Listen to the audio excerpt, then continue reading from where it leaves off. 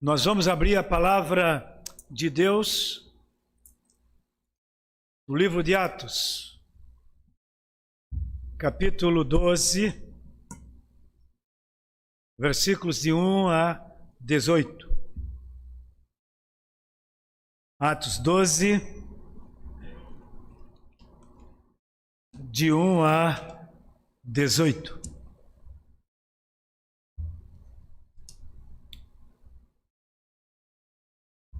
Os irmãos podem acompanhar o texto.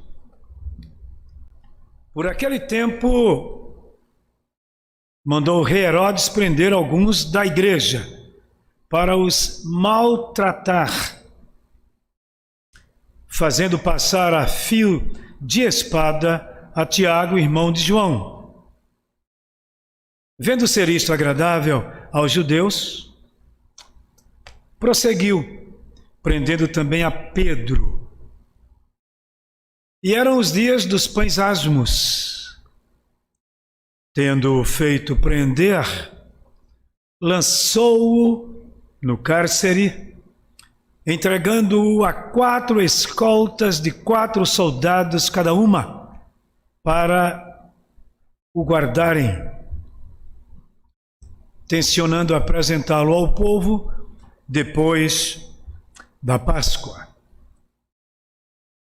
Pedro, pois, estava guardado no cárcere, mas havia oração incessante a Deus por parte da igreja a favor dele. Quando Herodes estava para apresentá-lo, naquela mesma noite, Pedro dormia entre 2 soldados, acorrentado com 2 cadeias, e sentinelas à porta guardavam o cárcere. Eis, porém, que sobreveio um anjo do Senhor, e uma luz iluminou a prisão, e tocando ele o lado de Pedro, o despertou, dizendo: levanta-te depressa. Então as cadeias caíram-lhe das mãos. Disse-lhe o anjo: cinge-te e calça as sandálias. E ele assim o fez. Disse-lhe mais: põe a capa e segue-me. Então, saindo, o seguia, não sabendo que era real o que se fazia por meio do anjo. Parecia-lhe antes uma visão. Depois de terem passado a primeira e a segunda sentinela, chegaram ao portão de ferro que dava para a cidade, o qual se lhes abriu automaticamente, e, saindo, enveredaram por uma rua e logo adiante o anjo se apartou dele. Então Pedro, caindo em si, disse: agora sei, verdadeiramente, que o Senhor enviou o seu anjo e me livrou da mão de Herodes e de toda a expectativa do povo judeu. Considerando ele a sua situação, resolveu ir à casa de Maria, mãe de João, cognominado Marcos, onde muitas pessoas estavam congregadas e oravam. Quando ele bateu ao postigo do portão, veio uma criada chamada Rode ver quem era. E conhecendo a voz de Pedro, tão alegre ficou que nem o fez entrar, mas voltou correndo para anunciar que Pedro estava junto do portão. Então lhe disseram: estás louca? Ela, porém, persistia em afirmar que assim era Então disseram: é o seu anjo. Entretanto, Pedro continuava batendo. Então eles abriram, viram-no e ficaram atônitos. Ele, porém, fazendo-lhes sinal com a mão para que se calassem, contou-lhes como o Senhor o tirara da prisão e acrescentou: anunciai isto a Tiago e aos irmãos. E saindo, retirou-se para outro lugar. Sendo já dia, houve não pouco alvoroço entre os soldados sobre o que teria acontecido a Pedro. Que Deus aplique sua santa palavra nos nossos corações. Vamos orar? Bendito Pai, abre nosso coração para entendermos as verdades tão ricas da Tua palavra, notadamente aqui no texto que nós lemos. Que o Teu Espírito opere no Teu servo, que é o responsável pela mensagem, e em cada coração que aqui está, também naqueles que estão conectados conosco pela internet. Pedimos isto agradecidos, em nome do Senhor Jesus. Amém.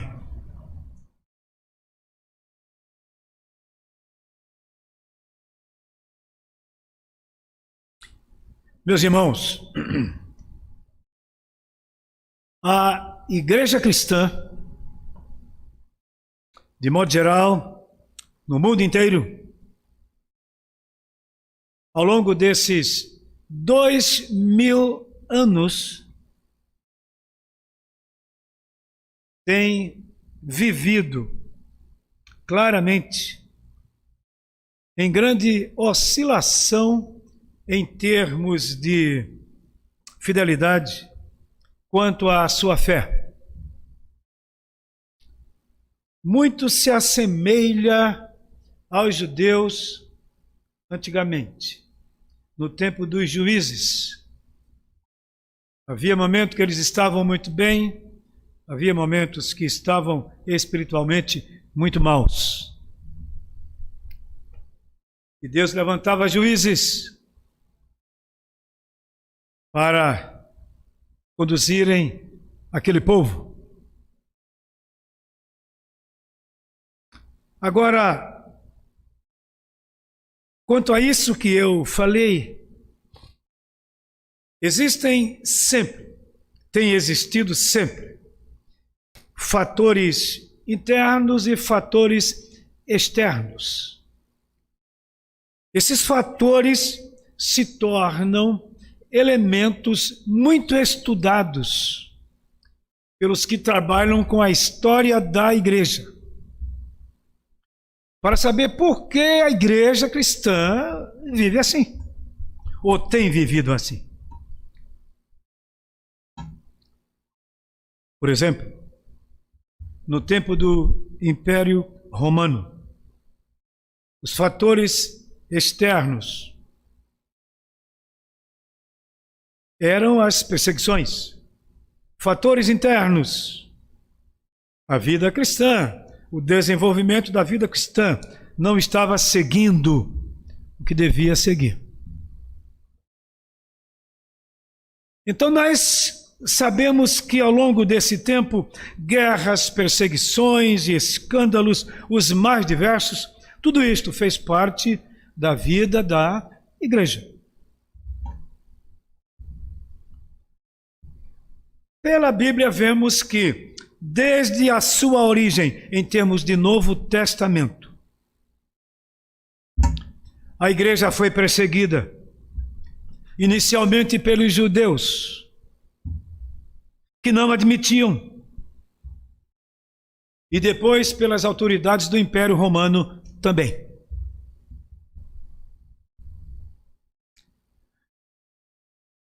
Agora, uma pergunta fica em meio a isto tudo. Por que tamanha perseguição? Qual a razão das perseguições? Só há uma. É a nossa identidade com Cristo. Sabiam disso? Não há outra razão. A nossa identidade, a nossa identificação com Cristo. Aí as perseguições vinham automaticamente. Agora, isso para a igreja primitiva estava muito claro. Estando com o Senhor Jesus, os discípulos ouviram isto. João 15:18. Se o mundo vos odeia, é porque antes odiou a mim. Sabei que primeiro do que a vós outros, me odiou a mim. O Senhor Jesus nunca falou que a vida cristã era um mar de rosas. Nunca falou, nunca. O que se prega por aí, na chamada teologia da prosperidade, é antibíblico. E não estou dizendo que o crente tem que viver na miséria porque é crente. Não, não é isto. Mas justificar a teologia da prosperidade, biblicamente, não pode? João 15:21. O Senhor Jesus, mais uma vez, fala este assunto, chamando a atenção dos seus discípulos. Tudo isto, porém, vos farão por causa do meu nome. E agora vem. Porquanto não conhecem aquele que me enviou. O contexto em que Cristo falou essas palavras era o contexto judaico. Ele era judeu, os seus discípulos também. E qual o problema? É que eles não aceitavam Jesus com a identidade de Filho de Deus, de Messias, que ele veio. Criticavam-no e perseguiram-no exatamente por causa disso. Quando estava sendo julgado, questionado sobre quem era, o sumo sacerdote, ao ouvir a sua resposta, disse: blasfema. Jamais eles engoliram aquilo que Jesus ensinava e como dizia ser o Filho de Deus. Jamais. Então, resumindo isso aqui, por que a perseguição? Por causa do nome de Jesus. Mas o que é que tem a ver isso? Jesus operou milagres, restaurou cegos, levantou pessoas aleijadas, ressuscitou mortos, curou gente. Por que isto? As implicações da vinda de Jesus para o mundo está acima daquelas curas, daqueles milagres, está acima. Há um milagre que supera tudo isto. Sabe qual é? A salvação dos perdidos. A restauração do que foi afirmado lá em Gênesis 3:17. Aquela maldição, Cristo veio tirar. E o inimigo disse: não, aí não. Eu consegui mudar as coisas lá no Éden. Será que agora isso vai mudar? Não, aí não. O problema está exatamente aí. É o que está lá em Gênesis 3,17. Maldita é a terra por tua causa, uma declaração de Deus, dizendo que em fadigas obterás dela o sustento durante todos os dias da tua vida. Mas por que isso? Visto que atendeste à voz da tua mulher e comeste da árvore que eu te ordenara não comesses, maldita é a terra por tua causa. Mas a mulher, o que é que tem a mulher com isso? Aquela mulher que foi plasmada pelas mãos de Deus e entregue a Adão e agora ser responsável por isso? Sim, porque a serpente enganou Eva, ela comeu do fruto, deu ao seu marido e ele cedeu à bondade da sua mulher e aí comeu. E aí diz a Bíblia que ambos, quando Adão comeu, porque nele estava a aliança, então, quando ele comeu, descobriram ambos que estavam nus. E aí o Senhor chega e os irmãos sabem bem a história e o resultado disso, fora do Éden. Nunca mais vocês vão entrar aqui. Aí lá vem Jesus, muitos anos depois, para restaurar a situação. Aí, o que tentou Eva, lá no jardim, disse: aqui não. Aqui não. E aí suscitou o que nós sabemos historicamente, para perseguir a igreja. E ao longo do tempo tem ocorrido isto. Estou dando uma interpretação bíblica à história. Há momentos que a igreja tem culpa, há momentos que não. Que segue a linha dos ataques até que Cristo volte novamente e tudo isso será tirado para sempre. Agora, meus irmãos, trabalhando um pouco com o contexto. O rei Herodes Agripa, neto de Herodes o Grande, manda matar o apóstolo Tiago e Pedro é preso. Eles eram líderes. A ideia é, essa seita tem que acabar. Nós vamos dizimar a liderança e o restante vai embora. Então Tiago já foi, só falta um. Diz o texto que na noite anterior ao julgamento de Pedro, um anjo vai até a prisão e o liberta, nos termos como nós já lemos, miraculosamente. O texto diz que Pedro dormia tranquilamente. Eu não posso entender como é que alguém poderia dormir sabendo que no outro dia seria morto. Sei não, viu? Mas diz o texto que Pedro dormia. Por que isto? Pedro sabia. Sabia em quem havia crido. Sabia. E aí um anjo liberta Pedro. O texto também diz, mais adiante, que Herodes, aquele rei, recebeu a adoração do povo de Tiro e Sidom. E Deus encaminhou, impetrou uma doença contra ele e ele morreu comido de bicho.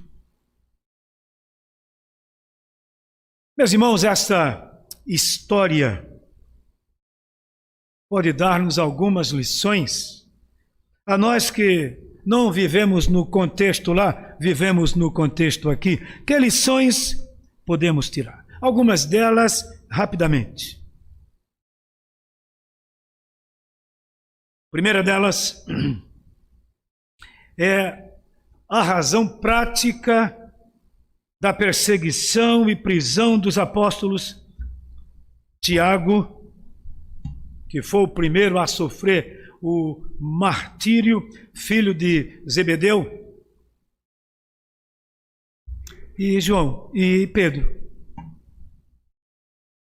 estavam presos. Tiago passou pelo martírio rapidamente. Deus assim permitiu que Tiago fosse morto, decapitado. Mas Pedro não. Nós ficamos questionando como isso podia acontecer. Por que Deus não tinha livrado os dois? Meus irmãos, uma coisa que sempre precisamos saber é que nem sempre entendemos os desígnios de Deus. Nem sempre. E é interessante que Lucas registra este fato sem entrar no mérito. Ele simplesmente diz que aconteceu e vai adiante. Não entra no mérito da questão. Trata como história, diz o que aconteceu e pronto. Nós, às vezes, sofremos. A nossa fé oscila nesses termos, porque nós queremos emitir conceitos sobre certas circunstâncias a respeito das quais não temos controle nenhum. A nossa tranquilidade depende da nossa aceitação da vontade de Deus. Isso não nos impede de orar pelas circunstâncias, sejam elas quais forem. Temos o dever de orar, de botar o joelho no chão, de clamar mesmo. É nosso dever. Mas dizendo sempre o que Cristo disse: seja feita a tua vontade. Exatamente. Os problemas pelos quais passamos espiritualmente, muitas vezes, é porque nós queremos entrar no mérito de certas coisas, certas circunstâncias, as quais Deus não nos deu a conhecer. Repito, Lucas não teceu qualquer comentário, simplesmente registrou o fato e pronto. Então essa é a primeira lição que nós temos aqui. Mas há uma outra lição. E essa é bem mais profunda e ampla. É a que está no versículo 5. A circunstância deste fato. Pedro, pois, estava guardado no cárcere. A circunstância era isto aqui.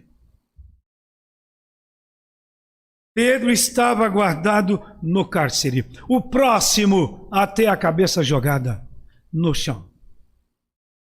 Quem iria impedir? Se Deus não impedira Tiago desse mal, impediria Pedro?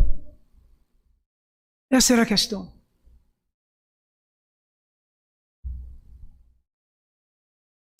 E aí, diante daquela circunstância, a providência. Qual foi a providência? Ao tomar conhecimento do fato, diz o texto que a igreja estava orando. Mas não era aquela oração de 1 minuto ou 2. Como é que eu sei disso? Essa palavra incessante, lá no texto original, na língua grega do Novo Testamento, a palavra ektenos, que aqui ela funciona como adjetivo, mas no texto original é um advérbio. É o modo como a igreja orava. Estão pensando que era aquela oração assim de 1 minuto ou 2 ou 3? Não. Pelo texto, nós vemos que era uma oração ardente.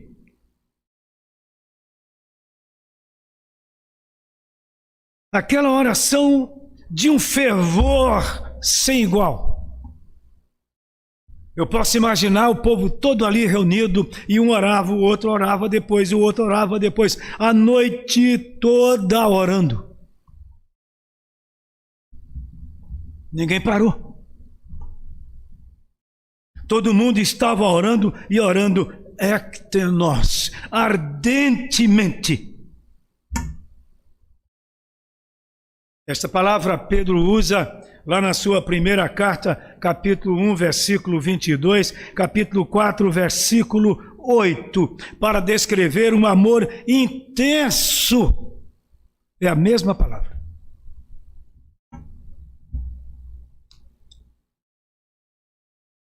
E agora, Deus iria responder?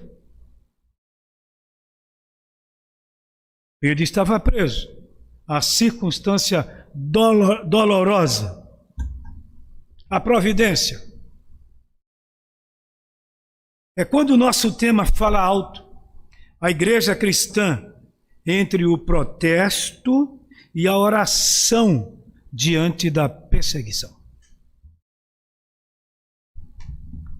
Se fosse hoje, certamente muita gente usaria a internet para protestar, para muitas vezes tratar mal certas autoridades que não estariam caminhando legalmente, e assim vai. Termos altamente impróprios,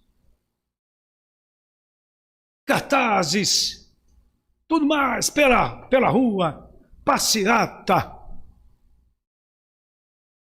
A igreja, naquele tempo, entendeu que não. Não protesto, oração e proclamação. Esse é o caminho. Caminho da vitória em circunstâncias semelhantes. Não protesto. Qual é o caminho? Oração e proclamação. A igreja está aqui para isso. O Senhor da igreja é aquele que é rei do universo. Nada extrapola a sua vontade. Eu falei nada.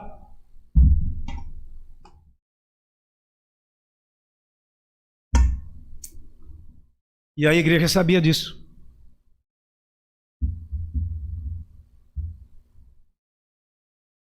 E disse, eu posso imaginar que um olhou para o outro e disse, e agora? É o irmão Pedro, o próximo. O que fazer? Aí alguém disse, só há um caminho. Joelho no chão. Meus irmãos, há momentos que só isto funciona. Nada mais. E aí eu posso ver os dois lados da questão. Se a igreja se mobiliza a orar ectenos por Pedro, é essa igreja que cresceu o suficiente, que aprendeu, que conhece a Deus para dizer, é assim que nós devemos viver, nessa comunhão intensa com Deus, e é isso que Deus quer de nós.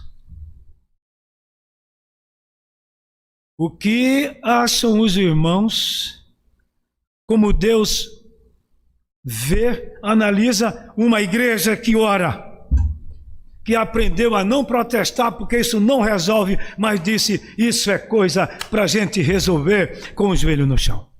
Que acham que Deus pode falar sobre uma igreja dessa?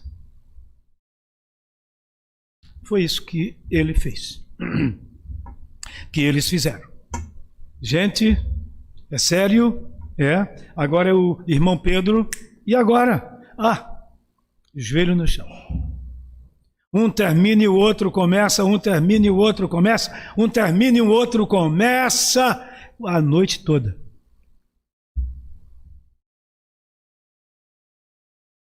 E como Deus analisa cada passo de nossa oração, a resposta veio do céu, e de maneira assim que jamais alguém iria pensar. Um anjo chega, como resultado daquela oração, o anjo chega, opera, como lemos, miraculosamente ali. Os soldados que guardavam Pedro, guardar ali é manter guarda para ele não sair. Os soldados ficaram dormindo.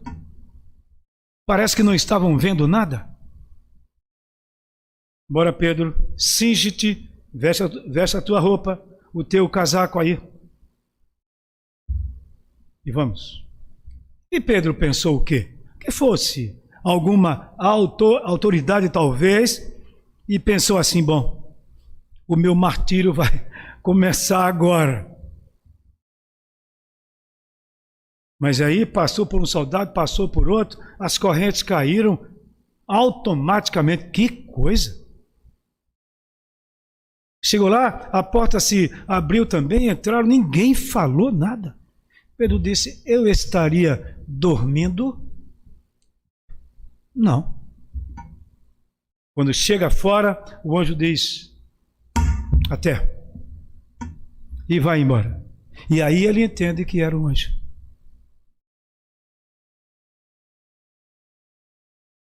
A igreja cristã, entre o protesto e a oração em tempo de perseguição. Este é o tema.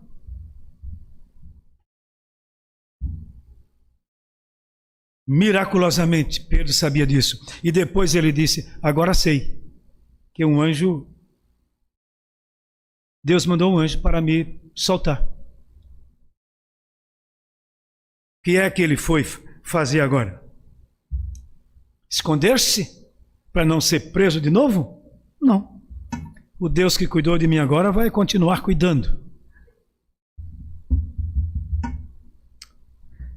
A outra lição que nós temos aqui, entre outras, é a que está nos versículos 5 a 8. O 5 nós já lemos. Ele foi, depois de passar por essa bênção, versículo 6, quando Herodes estava para apresentá-lo naquela mesma noite, Pedro dormia entre os soldados, etc. E aí, versículos 7 e 8, o texto diz que Pedro foi até a casa onde ele sabia que havia gente orando. Põe a capa e segue-me. Tu vais sair daqui. E aí Pedro vai para o lugar onde ele sabia que tinha gente orando. Se Pedro não entendeu inicialmente o que estava acontecendo, a comunidade também não entendeu. Há momentos, irmãos, que nós precisamos pedir a Deus que abra os nossos olhos para vermos os seus milagres tão grandes e tantos. A comunidade não entendeu.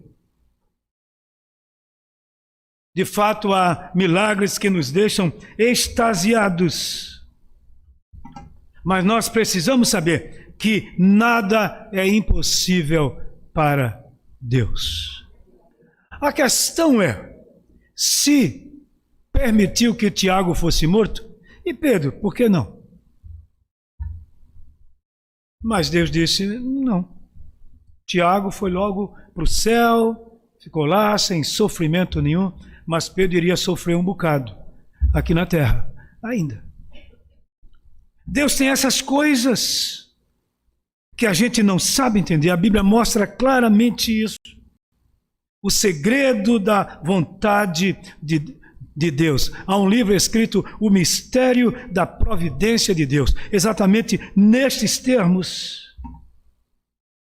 Agora, meus irmãos, não foi por acaso, não. Havia algo profético nisto também. Querem ver uma coisa? Em Mateus 16, 18, nós temos um fato interessante. Veja o que Cristo disse para Pedro: também eu te digo que tu és Pedro, E sobre esta pedra edificarei a minha igreja, e as portas do inferno não prevalecerão contra ela. Não vamos discutir aqui se essa pedra era Pedro, na qual o Senhor iria edificar a sua igreja. Há uma série de comentários sobre isso, mas nós não podemos negar que Pedro foi um líder. Entre os pregadores do Novo Testamento temos, primeiro, João Batista, pela ordem histórica; segundo, Jesus Cristo; terceiro, Pedro; e quarto, Paulo. 4 pregadores registrados, indiscutíveis. Pedro foi um deles. Pregou, sim, pregou insistentemente. O sermão do dia de Pentecoste, Pedro pregou. E depois, quem é que vinha justificar tudo isso? Pedro também. Cristo tinha para Pedro uma missão. E isso nós vemos também lá no Evangelho de João 21, 15 a 17. Quando por 3 vezes Cristo pergunta: Pedro, amas-me mais do que estes? João 21, 15 a 17. Filho de João, amas-me mais do que estes outros? Sim, Senhor, tu sabes que eu te amo. Segunda vez, Pedro, amas-me mais do que estes outros? Sim, Senhor, tu sabes que eu te amo. Jesus perguntava usando um verbo, amas-me. Pedro respondia com outro verbo. Aí Jesus resolveu perguntar com o verbo que Pedro estava respondendo. Amas-me? Aí ele disse: Senhor, tu sabes todas as coisas. Tu sabes que eu te amo. E aí o Senhor Jesus lhe disse: apacenta as minhas ovelhas. Jesus tinha um plano para a vida de Pedro. Não iria permitir, depois dessa voz profética aqui, não iria permitir que essas coisas não acontecessem. Afinal, o Senhor Jesus iria usar Pedro nisto tudo. Nada é por acaso nos planos de Deus. O Senhor sabe o que fazer e como fazer. Meus irmãos, minhas irmãs, cada um de nós é uma pessoa diante de Deus. Ele conhece os nossos corações, conhece as nossas idiosincrasias todas, nossas lutas, dificuldades, nossas dores, nossos medos. Mas uma coisa fica patenteada aí. Quaisquer que sejam as situações. Protesto, não. Qual é o caminho? Protesto, faixas, bandeiras levantadas, não. Oração e proclamação. Joelho no chão e depois a gente diz por quê. Sabe por quê? Porque quem manda nesse mundo, quem manda nesse negócio aqui, só acontece o que ele pelo menos permitir, é aquele que está sentado no trono. Louvado seja Deus. Deus entregou a Jesus Cristo todo o poder no céu e na terra. E Ele está sentado à direita de Deus, intercedendo por todos nós. Nenhum de nós está sozinho, abandonado. Nenhum. Ele sabe o nosso nome, conhece a nossa dor, sabe onde o sapato nos aperta. Sabe. Agora, eu quero concluir dizendo que é preciso que nós peçamos a Deus mais fé para crermos no que Ele faz. Porque aqueles irmãos lá da igreja primitiva, quando Rod chegou lá e disse: é Pedro que está aí. Estás louca, menina? Não, Pedro está preso. Essa hora, madrugada. Estou falando que é Pedro. É, não é? Vamos lá. E quando chegaram, Pedro já estava batendo forte. Eles viram que era. Até inventaram um negócio de um anjo. Naquele tempo os judeus criam nisso. Que para cada pessoa havia um anjo que Deus mandava. E o anjo parecia com a pessoa. Então disseram: é o anjo dele. Às vezes, meus amados irmãos, nós oramos, mas a nossa fé não é tanta. Ainda bem que Deus não considerou isso naquele tempo. Considerou o que eles entenderam que deviam fazer. Oração ektenos, incessante, vibrante. Eu posso imaginar, repito, que um terminava e o outro começava. A noite toda, vigília de oração. E a resposta veio. Agora é preciso que nós creiamos no que Deus pode fazer. Por quê? Protesto não.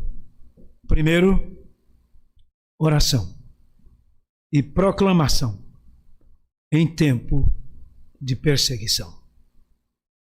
Cada um de nós tem a sua própria lição nesses termos. Cada um de nós sabe a sua necessidade. Então, o Deus Todo-Poderoso, porventura não estaria vendo a nós como estava vendo Pedro? Deus não tem filhos preferidos. Todos eles são filhos através de Jesus. Teknos, filho adotado em Cristo. Como ficamos nós nisto? Oração e proclamação, e não protesto. É isso que faz diferença. E a igreja do Senhor Jesus tem que aprender isto e viver isto, para a glória de Deus. Amém.